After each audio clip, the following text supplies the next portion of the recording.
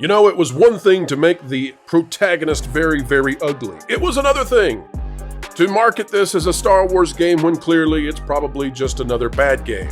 But now Ubisoft has gone too far. Star Wars, you've done too much. And Lucasfilm, well, it smells just like you always do, Lucasfilm. But anyway, folks, what are we talking about? Well, they're nickel and diming you to death. They're monetizing you to the ends of the earth for a game that you probably have a dearth of desire to play. Star Wars Outlaws on the way. Hello, ladies and gentlemen. Welcome back to the channel that still believes you should be paying $39.99 for games. What's that? That's been long ago. Okay, then $49.99, but definitely not $70 for an Ubisoft game. And guess what? You still got to pay to get the DLC beyond that, and the live service, and the seasons, and all of, you get the idea. It's the latest craze when it comes to monetizing consumers until they have their wallets drained of every last drop of dollars that could be there. Today we're talking about it. We're talking about how this is probably not going to work for Ubisoft, and we've got a panel of gamers ready to let you know what's going on. In fact, folks, we might even have some counter positions. It's a very interesting conversation. Let's go there now. This is by Ryan Pearson. It says, Ubisoft Star Wars Outlaws faces massive backlash over absurd release pricing.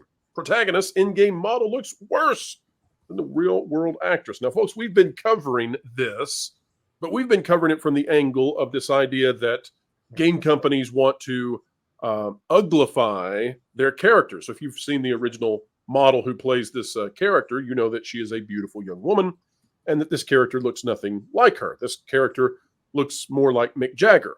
But Kay Vess, played by Umberly Gonzalez, is not the key focus of today's topic, because today we're finding out that this video game is costing a ton of money for people who might still want to enjoy it, though few. It says, though reasons for this backlash are numerous, per comments regarding the game made both on social media and on its respective trailer uploads, the main points of contention players are having with Star Wars Outlaws' artistic direction and its absurd monetization schemes. So, what are we talking about here? Well, and that's the perfect picture. Just take a look at that. That's what they were working with, and that's what they arrived with. Meth mouth is where we have achieved. But here's the monetary side of it, okay? Because this is something. Because I think what this speaks to is that Star Wars and those who hold Star Wars properties, they still seem to think that this has some sort of cachet, some kind of gravitas that means that people will gravitate to paying tons of money. And I think that's gone. I think the Star Wars Hotel showed us that. But it says, unfortunately for Ubisoft, the backlash was only amplified following the reveal of the price tags for each of the game's 3 retail editions. Get ready for this, folks. You can have meth mouth for these 3 amounts. For the standard edition, players will need to fork over a worryingly growing industry standard price of $70 USD. That means it's American dollars. Then there's the gold edition. No, that does not put gold in her teeth, which for the price of $110 gets players not just the game, but also 3 days early access. Oh boy. The Kessel Runner cosmetic pack, which includes 1 skin apiece for Kay's speeder and her starship, the Trailblazer, and the game's season pass. Now, get ready for this, folks. Unless you are subscribed to the season pass, so that's beyond the $70. Unless you're subscribed to the season pass, you can't even play the little missions that take you up against Jabba the Hutt, which have been the key part of the marketing so far. Whoa. Finally, for a whopping $130, players can take home the Ultimate Edition, its offerings including not only all of the above items, but also to an extra Kessel Run skin for Kay and her alien companion Nyx, the Rogue Infiltrator and Sabak Shark vehicle skin bundles, a digital art book, and the ability to play an exclusive mission, Jabba's Gambit, at launch. So this goes back to that thing that we've been paying attention to, which is Disney and Disney partners nickel and diming consumers to death.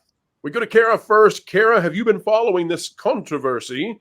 And what do you think of this idea that Star Wars and Ubisoft, they still believe that they can charge huge amounts of money, car payment amounts of money, and folks will fork it over because Star Wars. Yeah, I admit I haven't been following it, but it does not surprise me that Ubisoft is doing this with the different levels or the different tiers for the game. I will say that as much as I hate that $70 price tag, in that it is starting to become more prominent. I know that's how much we paid for Dragon's Dogma just last month, and I do know that how much it costs to make games and how much it does actually, like, I'm not opposed. Like, obviously I don't like paying it, but like if it's a good game, I can justify the $70 price tag. But I do not like the $180. Is that what that was for that Ultimate Edition? Don't forget, though, Kara, you also need to subscribe to the season passes. Yeah, that's not okay. I don't agree with that. I think if you were paying, like, if you buy the Ultimate Edition, it better come with every bit of content that that game has come out with. Like, I don't even like paying that for like a collector's edition of a game that like came with a statue.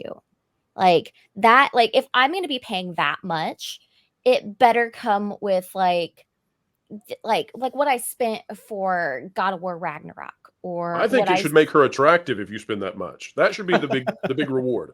Now, I will ask. Now, we see what they did with Kel, obviously, with the guy underneath. Is that just a bad screen grab?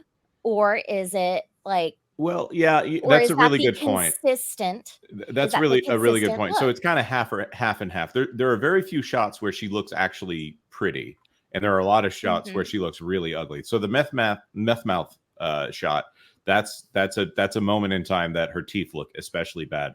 But there are so Ye many with the strong jawline, I'm going to say masculine form, or rather like Well, the 20-year-old Mick Jagger skinny guy. form. Yeah. Not even the But we most. just need to keep that in mind if we are going to be objective about these screenshots. We need to put side by side, hey, this is what the normal person in the game is going to look like, but here is what you might happen to catch on a regular basis as well. Right. So I don't know if this is what she's always going to look like in the game. Like, she might be more attractive throughout the game. I don't know. I admit I have not watched the trailer. If they've So I would say shown this it, is in they've the shown a middle. lot of screenshots where she is a lot of scenes where she is in this costume and generally this haircut, and bangs on a woman, the hair wears the woman more than the woman has the haircut. I mean, that's like a very severe haircut in my opinion. They're also selling costumes as DLC, so I think that you are That's locked into normal, that though. main. I know, but like most of those other costumes don't really look feminine on her either. In fact, they're manly costumes. They're Lando's outfit, they're Han Solo's outfit, and then there's another one that's also another man in the series, right? That's the DLC. She's got this. I mean, she's got a swell cleft in her chin. I think she would give Gaston a run for his money. I mean, that Kirk Douglas chin doesn't do it for you. Well, that's I a just really think good point. This is just such an unfeminine person here, and I don't know. I don't like commenting on women's bodies on the internet, even if they're fictional women's bodies, because I don't really feel like that's where we all need to be, because that gives the other side a lot of ammunition. But I am seeing this trend here and kind of struggling to comment on the fact that they tend to take these female characters, especially ones based on, I'm going to say, beautiful women, and turning them into this rougher, also maybe more like a PS3 to PS4 era modeling here, and just taking all of the attractiveness out of them and turning them into, I don't know. This isn't it, and they don't seem to struggle with the male form when they know what a hero should look like in the male form. So let's journey back to the monetization system, though, because I agree with Kara. In all fairness, I mean, I went to the grocery store yesterday, and I did not attempt to purchase anything that was, absolutely extravagant. It was just a normal dinner and cooking for 4 to 5 people, and I spent somewhere around $170. Now, I'm telling you, I wasn't buying steaks or anything, and there were leftovers that people, could take home. But all of that said, $170 for about 6 bags of groceries. I get that inflation is a huge problem. and that it's still here, right? And prices have not gone down. And I get that translates into the making of video games, and making games is now more expensive than ever before. So I understand, listen, I've bought games for $39.99 as the standard. I've bought games for $49.99 as the standard. And now we're at $69.99 for the standard. I get it. I don't like it because I don't like inflation. That said, where I draw the line with Star Wars and Ubisoft is when you have this multi-layered system now, and when the payback for that, right? So the value added seems to me to be, it's aimed at people with kind of addictive personalities where, I gotta have the skin, I gotta have the, but there's really not much here. And when you market this game with the Jabba the Hutt stuff, and that's going to cost you, like you said, in the upper $100 to $200 range. Wow.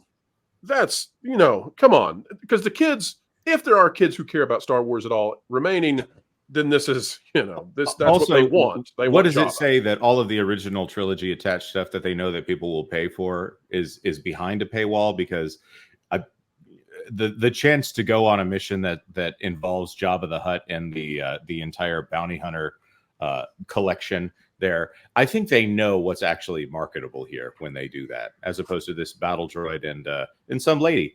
I don't know. There's just not a lot of strong characterization. There's not a lot of charisma to this. The villain, I think his name is like Slimo or something like that. But if it's not Slimo, it's something that is generically sounding almost the same as that. There's just so much about that is very bland. They've sanded off all the edges, and they're charging for the things that you would actually want out of the game. It's gross. And Bob Iger, when I forget which Battlefront game back in the day, that he said, I'm going to get involved. I'm going to stop this microtransaction loot box nonsense. He got to come in and say he was going to be the hero to stop this mess. But here we are again. Instead of saying it's a loot box, now they're saying we're going to charge you almost twice as much in order to get you a little bit closer to the game you actually wanted. The whole thing is disgusting to me. I would rather go back and play Pikmin 4 again, where I know I'm going to have a good time. Culture, any thoughts before we move to the next topic, which is to get Alan's thoughts on what he has seen?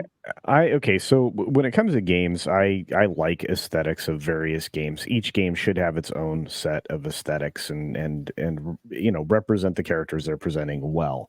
So you don't necessarily have to have the most human-like features or anything like that if you're trying to portray humanoids, but this definitely has some problems, and I'm not going to comment directly on the character model, which is poor, but I'll say that the fact that none of this game looked very good to me visually for that kind of price. I mean, I want very refined graphics. We have modern video cards and consoles that can carve up just about any level of detail that you can put into a game. And so I'm to say that, we can definitely pick out this character model, but we can also look around and say, okay, the gun that she's holding in that image is looks like an unnatural position. There's a lot of problems visually with the game from what I've seen. I'm just worried that you're going to get something that's undercooked, that's incredibly expensive, and that really is kind of making our argument, as you pointed out, Pro, that Star Wars has no value other than the original trilogy that people want to revisit. And so the only way they can garner any form of interest is to put, that bait in the water, that you get that chance, whether it be, Boba Fett, Jabba the Hutt, whatever you throw out there. If the only way you get access to that is by spending extra money, or, you're going to have people spending extra money.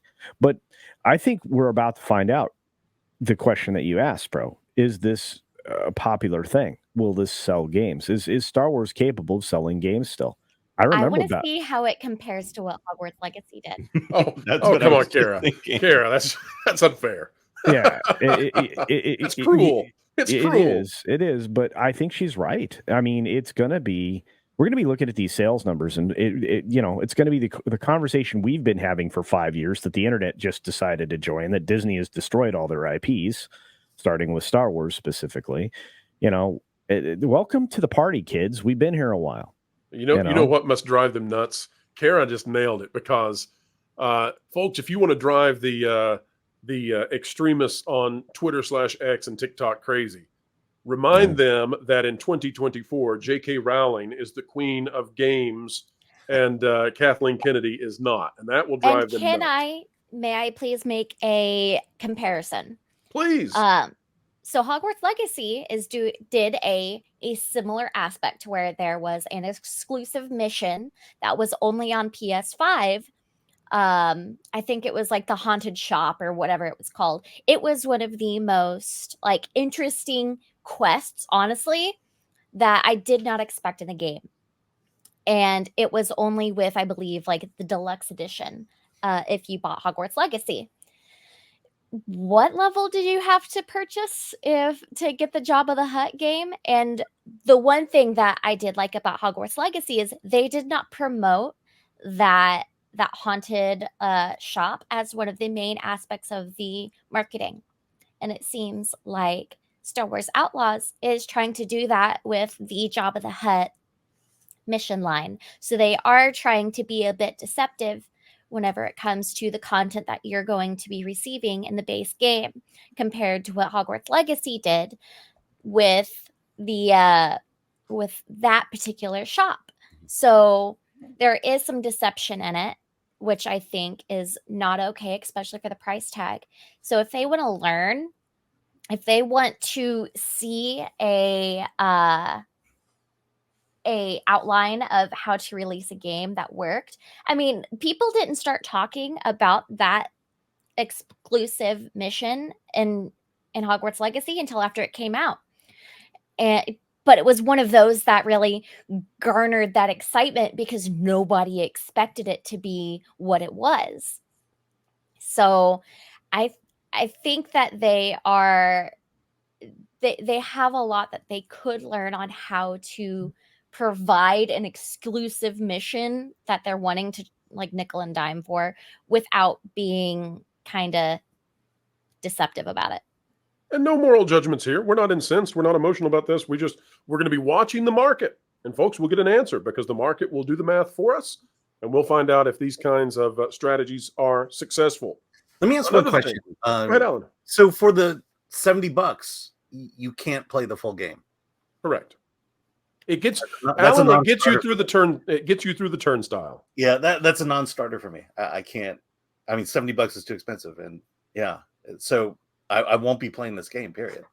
And ladies and gentlemen, boys and girls, whether or not you're going to play Star Wars Outlaws, we have come to game over for this video. But the game continues on with more videos on the way. 10:30 a.m., 3:30 p.m., and 7:30 p.m. Eastern Time each and every day right here on the WDW Pro Channel. And we pray that you'll be there. Folks, on the way out the door, consider clicking the like button, share, subscribe, and click it. Stick it to the algorithms. It's the notification bell. Drop a comment down below, and make sure to check out our sister channel that has just started, T3PO. It's That Park Place Podcast online. It's a mouthful, but it's worth it because it's full of videos for you. Folks, wherever you are and whatever you're doing, keep learning, keep growing, and keep having fun.